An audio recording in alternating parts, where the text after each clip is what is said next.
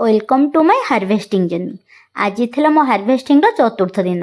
आज हार्वेस्टिंग मो मन जी खुशी नाला आम घर लोक मन ताठार आहरी अधिक खुशी था। कौन पाई आसतु मु कहूँ मुझे ना आपण मान काकुड़ी गछरे मात्र 8 ରୁ 10 दिन बुढ़ाई जाए। काली आपण को देखी के छोट काकुड़ा होता आज के बड़ हो जाए तोलिकी आनिली। भेंडी गछ जेहेतु ए नुआ नुआ फल दौची से अधिका फल मिलूनी। अति बेसी दिन को 4 ରୁ 5ଟି भेंडी ही बाहर जाऊँगी। आ सब छोट छोट कसी भेंडी किंतु भर्ती देखला बेल को भाड़ी उपर आज 3टा काकुड़ी बड़ होकर बुढ़ा हवा उपर है।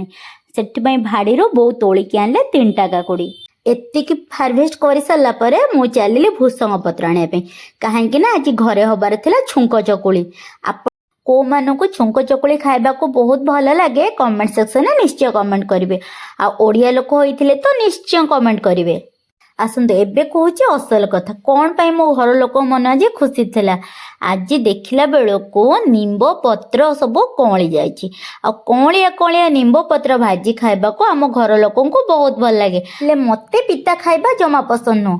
को मानक सब पिता भल लगे कमेंट सेक्शन में निश्चय कमेंट करिवो। कौलिया निंब पत्र मुठाई तोलिकी मो परिवार डाला धरी मो घर को आसिली।